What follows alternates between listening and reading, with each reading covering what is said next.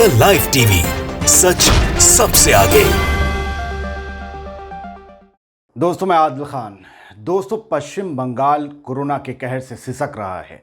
हर रोज corona संक्रमण के मामले और संक्रमण से मरने वालों के आंकड़े बढ़ते जा रहे हैं और इसके लिए एक ही कारक जिम्मेदार है, पश्चिम बंगाल में चुनाव के ऐलान की टाइमिंग और चुनाव की रैलियों में जुटाई जाने वाली भीड़। और सबसे ज्यादा भीड़ जुटाने या कोरोना बांटने का श्रेय जाता है प्रधानमंत्री नरेंद्र मोदी, गृह मंत्री अमित शाह और यूपी के मुख्यमंत्री योगी आदित्यनाथ, जो कि अब क्वारंटीन हो चुके हैं। तो क्या ये कहना वाजिब नहीं होगा कि इन तीनों की वजह से ही पश्चिम बंगाल में कोरोना के मामलों में ज़बरदस्त उछाल आया है, क्योंकि यही वो तीन नेता हैं तमाम पार्टियों में जिनकी रैलियों में सबसे ज़्यादा भीड़ जुटी। ममता बनर्जी कोई एक्सेप्शनल केस नहीं है, वो एग्जम्पशन भी नहीं है। राहुल गांधी हालांकि एक रैली की है, वो भी एग्जम्पशन नहीं है, उनके भी है। लेकिन सबसे ज़्यादा रैली और सबसे ज़्यादा भीड़ किसने जुटाई? इन तीन नेताओं ने। और इतनी तबाही हो जाने के बाद भी प्रधानमंत्री मोदी और अमित शाह की रैलियों के शेड्यूल आगे के लिए भी जारी हो चुके हैं। तो क्या अभी पश्चिम बंगाल की बेगुनाह जनता को कोरोना वायरस का दंश और झेलना पड़ेगा? और क्या अभी पश्चिम बंगाल की धरती और ज़्यादा लाशों को जलते हुए देखेगी? क्या पश्चिम बंगाल की धरती? और सवाल दूसरा पूछता हूं मैं आपसे, क्योंकि सियासत को लाशों से मतलब नहीं, उसे सिर्फ सत्ता से मतलब है। उसे सिसकियों से मतलब नहीं, सिर्फ पावर से मतलब है। उसे सरकार बनानी है, भले ही वो अस्पताल बनाए या ना बनाए, भले ही शमशान में 24 घंटे चिताएं सुलगती रहें, लेकिन उससे सियासत को कोई मतलब नहीं।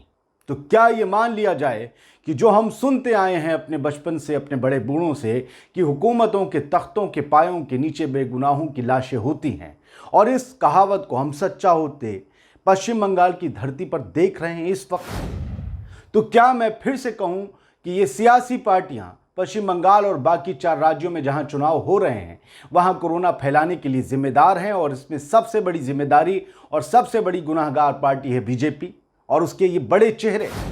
दोस्तों, हो सकता है कि मेरे साफ साफ सच बोलने पर कल को सुप्रीम कोर्ट, चुनाव आयोग या बीजेपी कोई एक्शन ले ले, लेकिन कोरोना से जो लोग मर रहे हैं पश्चिम बंगाल में और दूसरे राज्यों में, खासतौर से चुनावी राज्यों की बात करें, उसको लेकर चुनाव आयोग या सुप्रीम कोर्ट या बीजेपी खुद से कोई एक्शन जैसा कुछ तो लेती दिखाई नहीं दे रही। हाँ, मुझ पर लेना चाहे तो ले सकती है, क्योंकि मैंने सच बोलने की हिमाकत की है। इनमें से कोई ये नहीं कह रहा, चुनाव आयोग, सुप्रीम कोर्ट या बीजेपी में से, कि चलिए वर्चुअल रैली कीजिए, एक स्क्रीन लगा दीजिए या वीडियो बनाकर अपना भाषण शेयर कर दीजिए, अपना एजेंडा बता दीजिए, सरकार में आएंगे तो क्या करेंगे ये बता दीजिए। इससे घर घर पर नेताओं के संदेश भी पहुंच जाएगा इन वीडियोस के जरिए, और भीड़ भी नहीं लगेगी, रैली भी नहीं होगी। जो आप भीड़ जुटाकर ताकत दिखाना चाहते हैं, उसका क्या फायदा अगर भीड़ में आए ये लोग कल मौत के मुंह में चले जाएं? क्या प्रधानमंत्री मोदी और अमित शाह इस बात की गारंटी दे सकते हैं कि उनकी रैली में आया कोई भी शख्स कोरोना पॉजिटिव नहीं था और वो बाद में स्प्रेडर नहीं बना? नहीं दे सकते। बीती फरवरी के अंत में चुनाव आयोग ने चुनावी तारीखों की घोषणा कर दी। उस दौरान कोरोना के मामलों में बढ़ोतरी शुरू हो चुकी थी, बावजूद इसके चुनाव डिक्लेयर हो गए। इन चुनावों को निश्चित तौर पर टाला जा सकता था, लेकिन चुनाव आयोग ने ऐसा नहीं किया। देश में कोरोना मामलों की संख्या को देखते हुए इन चुनावों को बीच में ही रोका जा सकता था, लेकिन चुनाव आयोग ने इसके लिए कोई तत्परता नहीं दिखाई अभी भी। दोस्तों, अब हर सामान्य दिमाग वाला इंसान जो रोटी खाता है, जो गोबर नहीं खाता, जो भक्त नहीं है, हर सामान्य अकल वाला इंसान ये सवाल पूछ रहा है कि क्या चुनाव आयोग ने चुनाव न रोकने का ऐसा फैसला किसी खास पावरफुल हस्ती या हस्तियों के कहने पर लिया? लोग पूछ रहे हैं कि क्या चुनाव आयोग उन हस्तियों के दबाव में है? क्या चुनाव आयोग कुछ चुनावी राज्यों में कोरोना के खतरनाक तेजी से बढ़ रहे मामलों और कोरोना से मरने वालों की अनगिनत लाशें दिखाई नहीं दे रही? क्या उनसे उन्हें कोई वास्ता या मतलब नहीं है चुनाव आयोग को? या फिर चुनाव आयोग जैसी असीमित शक्तियों वाली संवैधानिक संस्था के ऊपर कोई महाशक्ति पावर विराजमान हो गई है जिसने चुनाव आयोग के हाथ बांध दिए हैं? क्या ऐसा हो चुका है? ये सामान्य दिमाग वाले सवाल पूछ रहे हैं। दोस्तों, ममता बनर्जी ने कोरोना की स्थिति को देखते हुए बाकी के 4 चरणों का चुनाव एक साथ कराने का एक अच्छा सुझाव दिया, लेकिन यह सुझाव भी राजनीति की भेंट चढ़ गया। चुनाव आयोग को अव्वल तो चुनाव टालने का फैसला लेना चाहिए था। ऐसे समय में जब स्कूल कॉलेज परीक्षाएं सब स्थगित कर दी गई तो चुनाव को स्थगित करने से कोई बड़ा नुकसान तो हो नहीं जाता। ऐसा तो नहीं है कि कोई दूसरा देश हम पर आक्रमण कर लेता और या वेस्ट बंगाल चाइना का हिस्सा बन जाता या बाकी 4 राज्य किसी और देश के। लेकिन चुनाव आयोग ने इसे रोकने को लेकर इच्छा शक्ति नहीं दिखाई। हमारे देश में चुनाव आयोग एक ऐसी संस्था है जिसके पास असीमित शक्तियां हैं, अदृश्य हैं, दिखती नहीं है, जिनमें से एक चुनाव को रद्द करने या रोकने की शक्ति भी है। कोरोना संक्रमण के मामले बढ़ने के बावजूद चुनाव आयोग ने इस पर रोक नहीं लगाई। अगर चुनाव आयोग चाहे तो आज ही इस वक्त इस घड़ी में ये चुनाव रुक जाए, लेकिन नहीं रुका। देश के कई राज्यों में कोविड-19 संक्रमण के मामले सामने से आ रहे हैं, लगातार बढ़ रहे हैं। चुनावी माहौल में राजनीतिक दलों की रैलियों में लाखों की भीड़ इकट्ठा की जा रही है। देश की कई उच्च न्यायपालिकाओं ने कोरोना संक्रमण को लेकर चिंता जाहिर की है। बावजूद इसके चुनाव आयोग ने चुनावी रैलियों और रोड शो पर प्रतिबंध नहीं लगाया है। शेड्यूल है अमित शाह साहब का भी और पीएम मोदी साहब का भी, और होंगी रैलियां और रोड शो। चुनाव आयोग ने कोरोना को देखते हुए गाइडलाइन जारी की है, लेकिन राजनीतिक दलों ने उसकी जमकर धज्जियां उड़ाई। देश में कोरोना की स्थिति गंभीर हो चुकी है। 2 लाख से ज्यादा केस रोज आ रहे हैं, 1000 से ज्यादा लोगों की मौत हो रही। सरकारी आंकड़े हैं, हकीकत पे मत जाइएगा। इसके बावजूद चुनाव आयोग ने रैलियों और रोड शो पर अभी तक कोई निर्णय नहीं लिया। मैं फिर कहता हूं कि बीजेपी ने और खासकर पीएम मोदी और गृह मंत्री अमित शाह की रैलियों को ऐतिहासिक बनाने के लिए बीजेपी के नेताओं ने कोविड नियमों की खुलकर धज्जियां उड़ा दी, और उसका नतीजा क्या हुआ? चुनाव आयोग के साथ ही देश का सुप्रीम कोर्ट भी खामोश रहा, और इस खामोशी पर सबने संज्ञान लिया, हर अकल वाले ने, और पूरी दुनिया ने इस खामोशी को नोट किया। दोस्तों, एक मैं अकेला नहीं हूं जो ये मानता है कि बंगाल में मोशा की रैलियां यानी मोदी और शाह की रैलियां ही सुपर स्प्रेडर साबित हुई हैं कोरोना वायरस के लिए, या कोरोना वायरस के तेज संक्रमण के लिए और बढ़ती तादाद में मरीजों और लाशों के लिए। ऐसे असंख्य दिमागदार लोग हैं जो मेरी तरह सोचते हैं या मुझसे पहले सोच चुके हैं, जो इशारों में ही सही लेकिन इस बात की तस्दीक जरूर करते हैं जो मैं कह रहा हूं। इंडिया टुडे के एडिटर हैं अंशुमान तिवारी साहब। उन्होंने ट्वीट किया है, उन्होंने अपने ट्वीट में लिखा है, election super spreader, West Bengal sees a 450% increase in active case load in fortnight. यानी बंगाल में महज 14 दिनों के मामले में 450% का उछाल आ गया।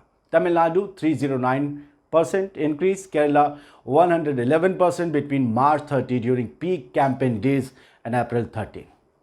यानी प्रचार जब अपने चरम पर था, और सबसे ज्यादा धमाकेदार प्रचार कौन कर रहा था उस दिनों में जब ये सुपर स्प्रेडर साबित हुए? ये दिन सबसे ज्यादा प्रचार कौन कर रहा था? दोस्तों, गोदी मीडिया के प्रोग्राम्स उठाकर देख लीजिए उन दिनों के।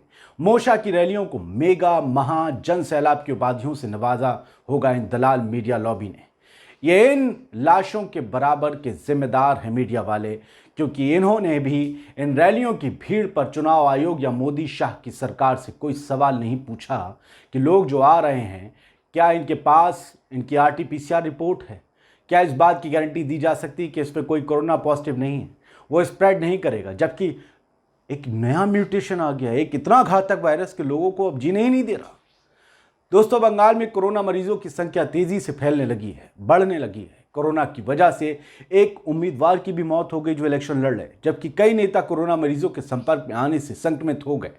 कोरोना की वजह से पश्चिम बंगाल के मुर्शिदाबाद के शमशेरगंज विधानसभा से कांग्रेस के उम्मीदवार रजाउल हक की मौत हो गई, जबकि जंगीपुर विधानसभा से RSP के उम्मीदवार प्रदीप नंदी कोरोना संक्रमित हो गए। ग्वाला पोखर से TMC के उम्मीदवार गुलाम रब्बानी भी कोरोना संक्रमण के शिकार हो गए। और बाबा जी जो अपने योगी गए थे पश्चिम बंगाल में चुनाव प्रचार करने, वो संक्रमित हो गए और अब आइसोलेट है, और लखनऊ में लाशें जल रही, दुनिया देख रही है, यूपी बर्बाद हो रहा है पूरी तरीके से। दोस्तों, इस सब के बीच पश्चिम बंगाल के मुख्यमंत्री और TMC के अध्यक्ष ममता बनर्जी एक बार फिर बीजेपी पर जमकर बरसी। उन्होंने नदिया की एक रैली में कहा कि चुनाव आयोग से आग्रह करूंगी कि कोविड-19 के प्रसार पर रोक लगाने के लिए वो बीजेपी को प्रचार की खातिर बाहर से लोगों के लाने पर रोक लगाए। यानी बीजेपी के प्रचार के लिए बाहर से लोग आ रहे हैं, जाहिर सी बात है इतना बड़ा उनका कैडर या इतने ज़्यादा तादाद में वोटर पश्चिम बंगाल में है नहीं, तो लगा के दिखाने के भाई पश्चिम बंगाल बदलाव चाह रहा है, लोग बाहर से आ रहे हैं ताकि भीड़ दिखाई दे। ममता बनर्जी ने कहा कि प्रधानमंत्री नरेंद्र मोदी की चुनावी रैलियों के लिए शामियाने लगवाने के लिए बीजेपी कोरोना से सबसे बुरी तरह प्रभावित गुजरात जैसे राज्यों से लोगों को लेकर आई। वाकई में गुजरात इस वक्त बदसूरत हालत में है। जिसे बताया था गुजरात मॉडल, विकास मॉडल, वहां ऐसे हैं कि लोगों को इलाज, एम्बुलेंस, ऑक्सीजन, वेंटिलेटर नहीं मिल रहे। ममता बनर्जी ने कहा कि प्रधानमंत्री या अन्य नेता प्रचार के लिए आते हैं तो हमें कुछ नहीं कहना। रैलियों के लिए मंच और पंडाल लगाने के लिए बीजेपी को सबसे बुरी तरह प्रभावित राज्यों से लोगों को क्यों लाना चाहिए? बंगाल के ही लोग ले लें अपने मंच संचालन के लिए, शामियाने लगाने के लिए, गुजरात से क्यों ला रहे हैं? ये आरोप ममता बनर्जी का, ये कहना है उनका। दोस्तों, पश्चिम बंगाल में कोरोना के मामलों में लगातार बढ़ोतरी हो रही है। गुरुवार को ही राज्य में 6,769 लोग कोरोना से संक्रमित हुए थे और 22 मरीजों की उस दिन मौत हो गई। इससे पहले बुधवार को पश्चिम बंगाल में 5,892 केस सामने आए और मंगलवार को राज्य में 4,817 और सोमवार को 4,500 कोरोना के नए केस की पुष्टि हुई थी पश्चिम बंगाल में। ये जो लास्ट के 2 दिन है ना, आप इसमें हर दिन के हिसाब से 1,000-1,200 केस बढ़ रहे हैं। यानी वो लोग जो हो सकता है इन रैलियों से निकले हों संक्रमित, वो जब दूसरी जगह गए उन्होंने और लोगों को संक्रमित किया। जब गुजरात और यूपी की बुरी हालत थी, महाराष्ट्र की बुरी हालत थी, पश्चिम बंगाल शांत था। लेकिन जैसे जैसे रैलियां शबाब पर गईं, आप उठाकर देख लीजिए टीवी या किसी भी चैनल पर, डिजिटल पर, यूट्यूब पर, आपको सबसे ज़्यादा रैलियां किसकी मिलेंगी? हर एक एंगल से देख लीजिए किसकी हैं। तो क्यों ना उन्हीं को ही जिम्मेदार माना जाए पश्चिम बंगाल में स्प्रेड के लिए? क्यों ना प्रधानमंत्री मोदी और अमित शाह को सवालों के कटघरे में खड़े करके पूछना चाहिए कि जब कोरोना संक्रमण अपने पीक पर है, जब लोगों को ऑक्सीजन, वेंटिलेटर, मास्क आप उपलब्ध नहीं करवा पा रहे हैं, तो फिर ये रैलियां क्यों कर रहे हैं? ये लाशों का खेल क्यों? आप चुनाव टालने के लिए गुजारिश कीजिए आयोग से, वो आपकी बात को मान लेंगे और बाद में लड़ लीजिए। हमें पता है आप एक संवेदनशील प्रधानमंत्री हैं, प्रधानमंत्री मोदी जी, लेकिन जो अब हो रहा है वो संवेदनहीनता की चरम सीमा है। आप गरीब परिवार से निकले हैं, जैसा कि आप कहते हैं, आपकी माँ बर्तन धोती थी। आप देखिए कि अमीर अमीर लोग जो इलाज करा सकते हैं वो भी मर रहे हैं। आप गरीबों का अंदाज़ा खुद लगाइए। इस चुनाव को टाल दीजिए या एक चरण में चुनाव करा लीजिए, वरना दुनिया यही कहेगी कि जब रोम जल रहा था तो नीरो चैन की बंसी बजा रहा था, सत्ता की बंसी। जय हिंद। द लाइव टीवी, सच सबसे आगे।